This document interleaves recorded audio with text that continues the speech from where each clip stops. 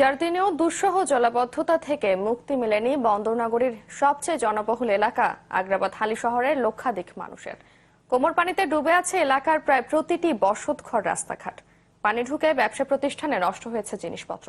গেল কয়েক দশকের মধ্যে এমন দুর্বিষহ অবস্থার শিকার হয়নি এই এলাকার বাসিন্দারা। ভবনের নিচতলা তলিয়ে গেছে ময়লা পানিতে, তাই জুমার নামাজে মসজিদে যেতে রিকশায় ওঠার জন্য এক ব্যক্তিকে বের হতে হচ্ছে দোতলার রেলিং বেয়ে। শুক্রবার সকালের এই দৃশ্য চট্টগ্রাম নগরীর আগ্রাবাদ সিডিএ আবাসিক এলাকার। পানিতে কষ্ট পাচ্ছি, পুরা পানি কোমরের উপর ছিল, এখন তো যা একটু কমতেছে, এই জন্য উপর দিয়ে নামতে হচ্ছে। গেল 4 দিন ধরে এখানে পানিবন্দী মানুষ। রাস্তা তলিয়ে আছে কোমর পানিতে, কমার কোনো লক্ষণও নেই। বন্ধ এলাকার সব দোকানপাট, ব্যবসা প্রতিষ্ঠান, প্রায় প্রতিটি দোকানেই ময়লা পানিতে নষ্ট হয়েছে জিনিসপত্র। ফলে জীবন জীবিকা বন্ধ হওয়ার উপক্রম এলাকার দোকানীদের। ব্যবসা প্রতিষ্ঠান পুরো বন্ধ আমাদের। আজকে 4 দিন ধরে আমরা কিভাবে চলবো, কিভাবে কি করবো, অনেক টাকা ক্ষয়ক্ষতি। আমার দোকানে প্রায় 1,70,000 টাকার মতো ওষুধ নষ্ট হয়েছে।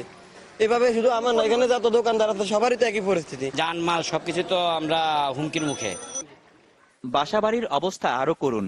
হাঁটু সমান পানিতে তলিয়ে গেছে ভবনগুলোর নিচতলার বাসিন্দাদের প্রতিটি কক্ষ। ঘুমানোর উপায় নেই। পানিতে ভাসছে চৌকি, আলমারি সহ সব ধরনের আসবাবপত্র। নষ্ট হচ্ছে ফ্রিজ সহ ইলেকট্রনিক্সের যাবতীয় পণ্য। নেই পানি, গ্যাস। তার উপর রমজান মাস, এ যেন এক দুর্বিষহ জীবন। আমাদের হাট সব ডুবে গেছে, তারপর সোফা, ফ্রিজ ডুবে, এগুলো নষ্ট হয়ে গেছে। টোটালি থাকতে পারছি না, 2 তলায় জমিদারের কাছে থাকতে হচ্ছে। এই রমজানে যে আরো ব্যাপারটা আরো কঠিন হয়ে গেল। কাঁচা এনে বাইর করলাম, কালকে সারাদিন যাওয়াত, সন্ধ্যার পরে মনে একটু আরামে ঘুমাবো, এই টাইমে আবার পানি। কয়েক দশকের মধ্যে আগ্রাবাদ হালি শহরের বাসিন্দাদের এভাবে টানা পানিবন্দী থাকার ঘটনা এই প্রথম। তবে এমন চরম দুর্দশার মধ্যেও তাদের অবস্থা দেখতে যাননি দায়িত্বশীল কোনো নেতা বা জনপ্রতিনিধি। ক্ষুব্ধ স্থানীয়দের একটি জিজ্ঞাসা, কবে মুক্তি মিলবে এই বন্দিদশা থেকে? রনি দত্ত, চ্যানেল 24, চট্টগ্রাম।